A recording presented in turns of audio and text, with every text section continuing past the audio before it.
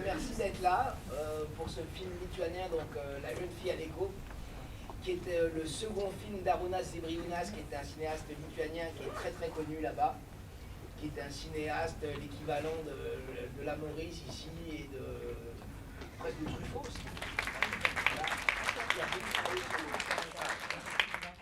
Ben, c'est pour moi. Merci beaucoup. C'est un grand plaisir d'être ici et merci à vous pour votre présence pour cette séance de film lituanien. Je pense que c'est un bon moment pour voir ce film parce que c'est le film sur le dernier jour des vacances. C'est vrai. Et cette semaine de rentrée de l'école, donc c'est bon contexte pour commencer après les vacances. Mais pour moi, c'est aussi ce film est très connu en Lituanie. C'était comme peut-être une nouvelle époque de notre cinéma lituanien. Parce qu'avec le réalisateur Žebriūnas, avec l'opérateur Gricius, c'était quelque chose de nouveau, comme du cinéma lituanien. Donc j'espère qu'avec ce film, on va avoir aussi la renaissance du cinéma lituanien ici, en France, aussi à Paris. Parce que c'est un bon film pour commencer, pour prendre plus sur notre cinéma et sur notre histoire de notre cinéma. Je pense que ce film a aussi le lien très important avec la France, parce que la France et le Festival de Cannes a sauvé ce film. Ouais.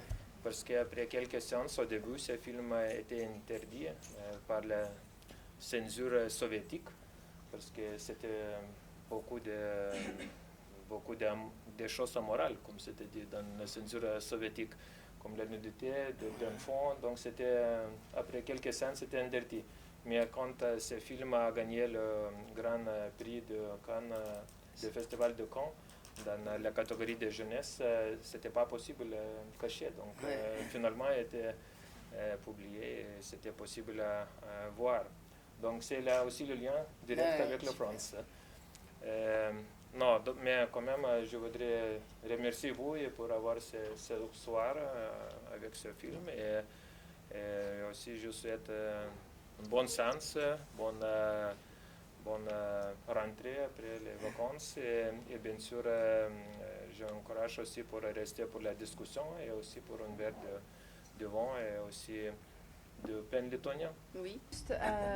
Je me disais que peut-être je vais dire juste quelques mots sur ce réalisateur parce que comme a mentionné Manuel, oui, effectivement, il est un peu notre François Truffaut de Lituanie, on peut appeler comme ça. Mais en fait, il est quand même très important, une figure très importante du cinéma des années 60-80 en fait. Et parce que justement dans l'époque où les films en Lituanie c'était un peu lourd, un peu qui traitait les sujets lourds, un peu enfin les drames historiques, voilà. Et c'était un réalisateur qui a quand même commencé à traiter les sujets dans le cinéma avec une certaine légèreté, avec la poésie en fait. Je ne suis pas historienne, je ne suis pas lituanienne, mais il est évident que ce film fait en 64, on a parlé de censure, donc on peut penser que les plans de nudité de l'enfant pouvaient poser problème.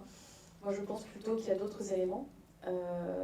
Dans le cinéma soviétique des années 60, et même un petit peu avant, dès les années 30, l'enfant est utilisé, dans les films de propagande notamment, comme de la matière prête à penser, prête à suivre les règles. Or là, dans ce film, les enfants sont laissés à eux-mêmes, sont complètement libres, et complètement libres de décider, et notamment la petite fille, qui semble plus maligne que les autres, plus téméraire, est déjà en pleine indépendance. En fait, je pense que ce film est aussi très émouvant à voir aujourd'hui, de voir cet être humain se mettre à nu, avancer comme ça frontalement et défier le regard de ses camarades dans un paysage aussi dénué de toute référence, si ce n'est. Au début du film, vous avez vu les bateaux, les épaves, des bateaux qui ont tous le même nom. Et en russe, donc c'est écrit en cyrillique sur le bateau, ça veut dire dauphin. C'est dauphine. Et on n'est pas en Lituanie, hein, on est au bord de la mer Noire, dans un pays volontairement qui n'est pas cité, qui n'est pas décrit. On a juste cette écriture cyrillique et toutes les mentions finalement soviétiques sont à l'état de ruine. Il n'y a plus d'humains, c'est un paysage désertique, c'est quasiment un film de science-fiction. Et on a ces enfants qui partent à la découverte de cet endroit. Donc évidemment, ça pouvait poser problème aux puissances soviétiques. Le plan final du film, on voit une structure en béton comme ça qui part vers l'inconnu. Bon ben voilà, je pense que tous les éléments de frontières, d'occupation, de colonisation sont mentionnés de façon très poétique et finalement très subtile dans ce film.